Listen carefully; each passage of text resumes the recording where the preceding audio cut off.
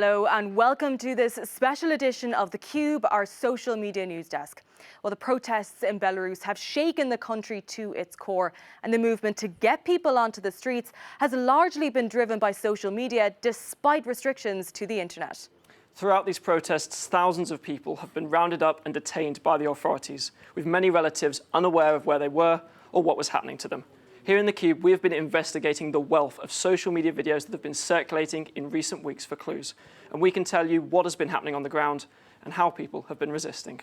Plus, Svetlana Tikhanovskaya, the leader of the opposition, tells us about the importance of social media. Our Euronews colleagues delve into how Belarus reached political chaos, and we'll be taking a look as to how political satire is being used to get those protesters' messages out.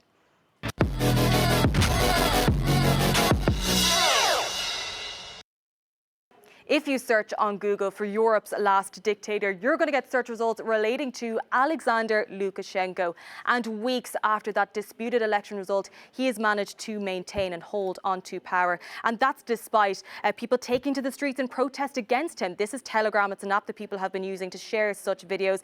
There's thousands upon thousands of people heading onto the streets calling for a peaceful transition of power. Now, there are those who still want him to maintain his position. There are those that have been taking part in pro-Lukashenko rallies, although those are much smaller in size. And there is no doubt the role that social media is playing in all of this. People are heading onto the app, Telegram, the messaging app, keeping up to date, but also we are seeing images like this being shared. This, for example, shortly after that election result, you can see people being held here in a detention centre. These are all armed forces. All of this, though, when there has been intermittent shutdowns to the internet. The CEO of NetBlocks, Alp Toker, detailing to us how that internet shutdown has been continuing for the last few weeks.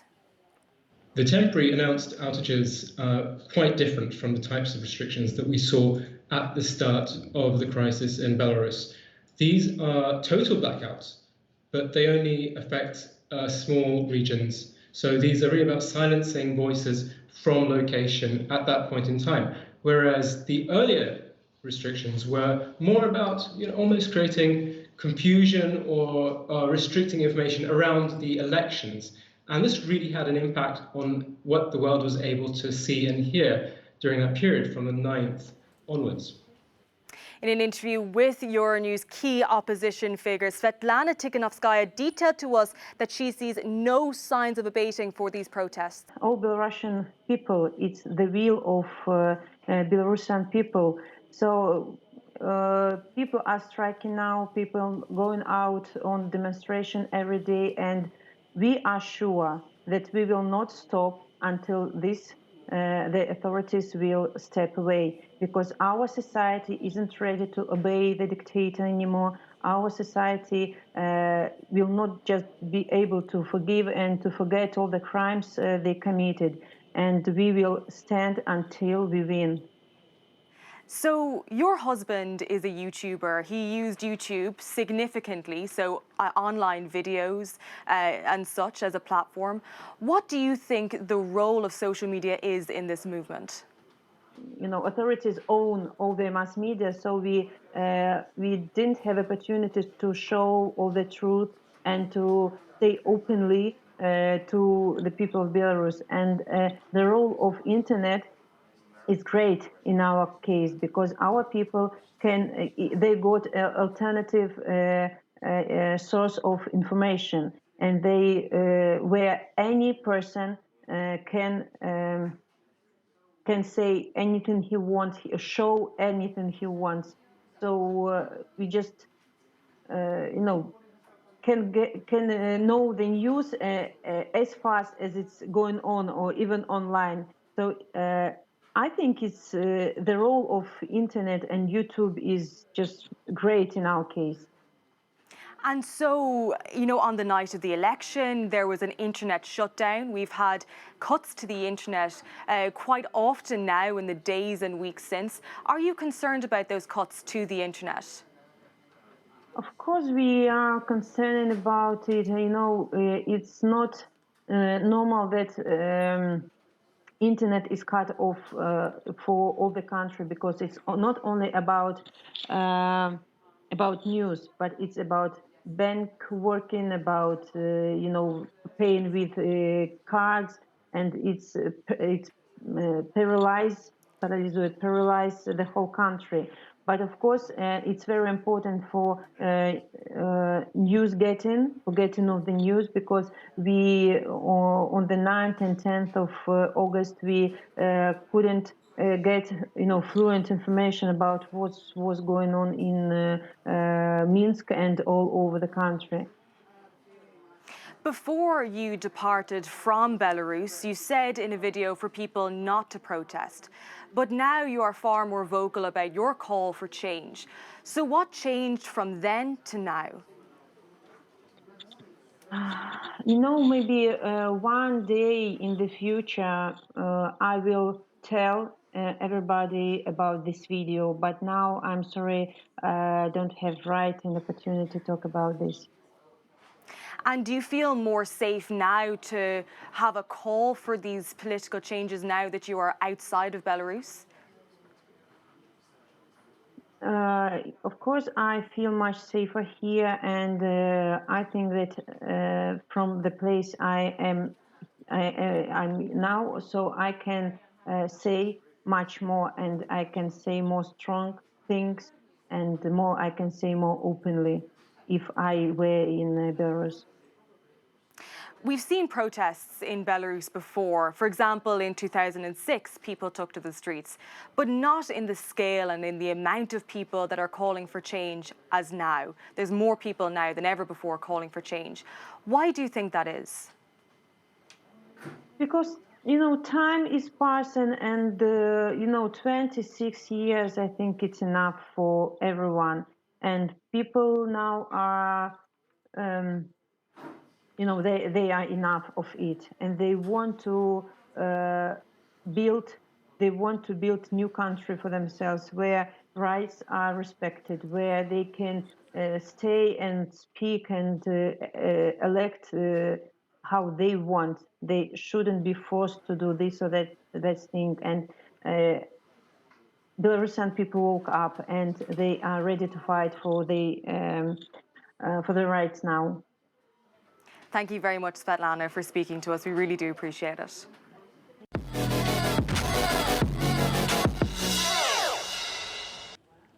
When Svetlana Tikhanovskaya spoke to Euronews, she said that she couldn't give us any more details about her departure from Belarus and arrival in Lithuania, specifically about a video filmed in Belarus where she seemingly endorsed the election result and told her supporters to respect the law.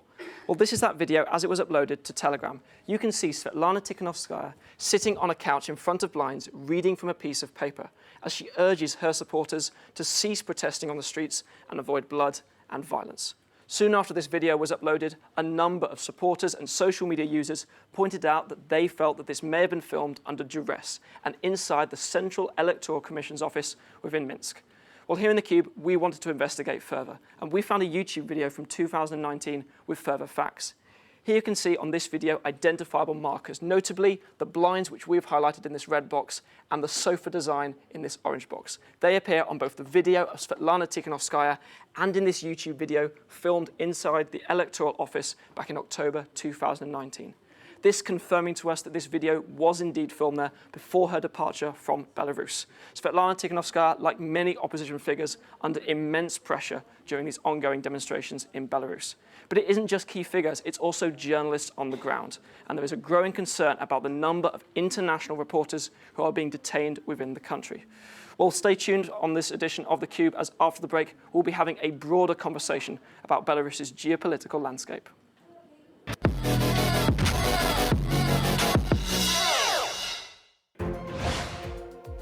Welcome back to this special edition of theCUBE, our social media news desk. Let's put Twitter and Telegram to one side for a moment and delve into the history of Belarus's geopolitics. Euronews' social media journalist Amin Gadara has been taking a look. Belarus sits between Russia and the EU, and that's Lukashenko's advantage, playing the two sides against each other. Here's how. The country's weak economy depends heavily on Russia, especially Russian oil and gas. So you would think Lukashenko would be heavily influenced by Putin. But Whenever he feels there's too much control from Russia, he turns to the EU, seeking economic integration and promising democratic reform. That scares Russia, which doesn't want to lose its influence. Here's an example. In 2009, Putin wanted Lukashenko to back the independence of two Georgian provinces, South Ossetia and Abkhazia, where Russian troops are now stationed. Lukashenko refused, so Russia banned one of Belarus's key exports, dairy.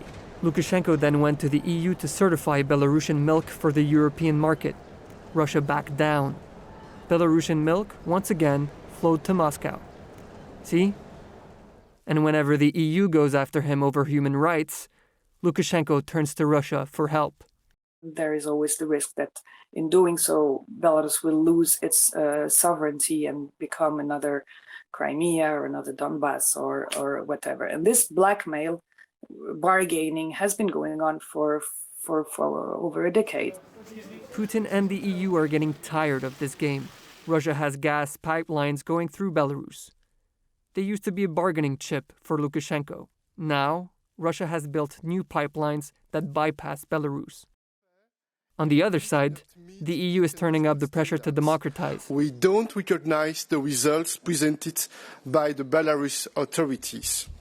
But Belarus is important for another reason: the road from Moscow to Kaliningrad.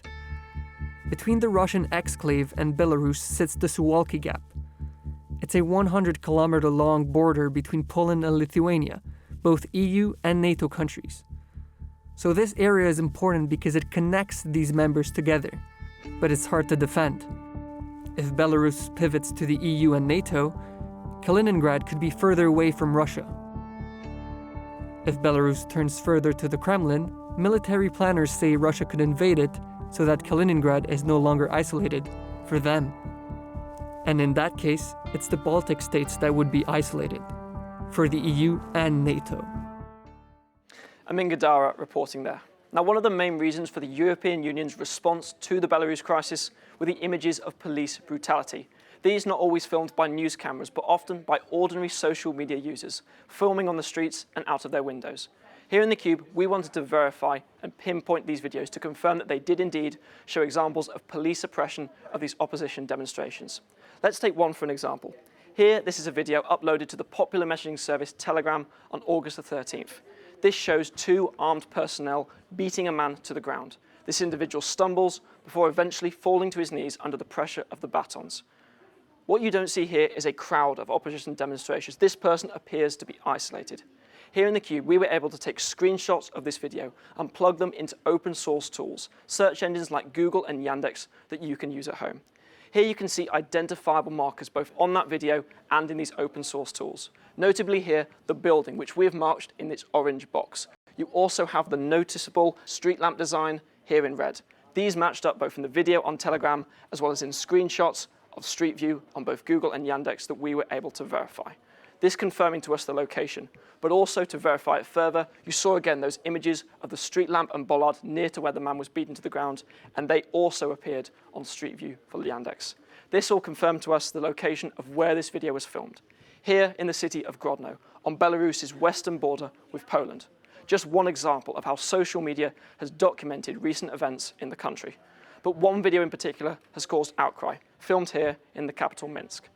Alexander Tarakovsky was one of thousands of people who took to the streets in Pushkin Square on August the 10th. According to an official release on Telegram by the Ministry of Interior, he was killed in these demonstrations when an explosive device went off in his hand. But here in theCUBE, we have found video evidence which contradicts this official narrative. According to another video that was uploaded to Telegram, we were able to confirm the events. We've slowed this video down. Here you see, as the camera zooms in, a line of armed personnel on the streets of Pushkin Square. You can see a protester standing opposite them with his arm raised, and this man is later identified to be Alexander Tarakovsky. From this line of armed personnel, you see an orange flash, and we have paused the video here because what is later shown is that Alexander Tarakovsky falls to the ground with a visible injury, as confirmed by other footage posted by the Associated Press.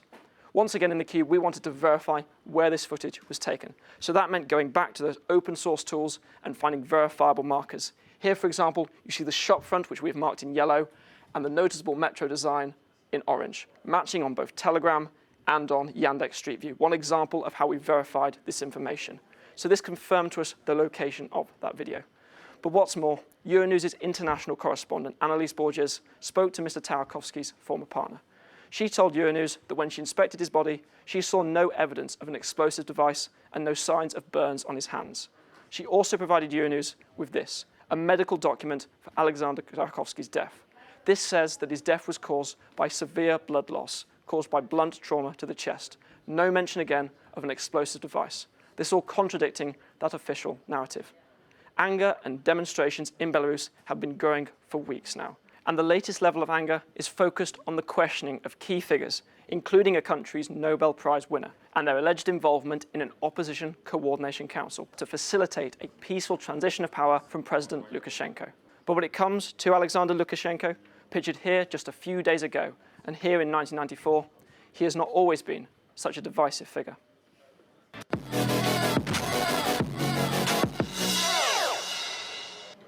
Well, the current situation in Belarus has hit headlines across the globe. To discuss this more, I'm joined by Naira. She's a colleague of mine, a digital journalist on the Russian service. Naira, thanks for joining us. Thank you. So we've been seeing the last few weeks unfold here, but let's just take a step back in time and look as to when Lukashenko first walked in those presidential shoes. Well, if we look at the website of the Belarusian president, we can see that he's described as a person who did not come from the Soviet ruling elite, but he was elected as a person loved by the people. Back in 1994, it was true, he really was loved by the people. He won in a landslide victory, 80% of the vote. And soon after his win, he started to consolidate power around him. So it changed quite quickly then? That changed drastically. So tell me about the year after he became president. He had a referendum. What did that referendum do? What kind of questions were on the ballot here? So right after his victory in 1995, he holds the first referendum. On the first referendum, he changes the national symbols of Belarus. So he drops the white, red, white flag that we can now see the protesters are carrying in the streets today. Yeah, we're seeing that on social media too, people sharing that flag. It's definitely different from the one we're seeing on the website here. So the one on the website here, the one that was adopted, is the Soviet flag of Belarus. It's, as you can see, red and green. And another thing that Lukashenko did at this referendum is he set Russian language as a state language along with Belarusian language in Belarus. And he also allowed economic integration with Russia. And in 1995, he held yet another referendum. And during that second referendum, he gained unprecedented power for himself. From 1996, he can dissolve the parliament, he can appoint ministers without consulting the parliament, and his decree also have the power of law, so they become law instantly as soon as he signs them. It's essentially circumventing things that would have happened before and giving him far more of a statute here. So let's roll the clock forward a little bit into the 2000s, because we're seeing historical images like this and video footage. So things obviously drastically changed from the 2000s. This is 2006. What exactly is going on here?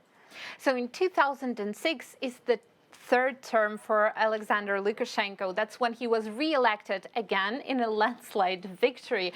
But some people start protesting against his third rule, which before 2004, when he held another referendum, was deemed unconstitutional. So basically in 2004, he changed the law and... yet again here. Yet again, yes. He changed the constitution, allowing him to stay in power forever. And this seems to be a bit of a turning point here with regards to people heading onto the streets in 2006. Yes, and it was not a protest as big as we can see the protest now, with thousands and thousands of people, but still it was a big protest, and hundreds of people were arrested at the time and dozens were injured. Well, thank you very much, Naira, for breaking that down for us. But after the break, we're going to be taking a look at an age-old way Belarusians are using social media to protest against the Lukashenko regime. Stay tuned.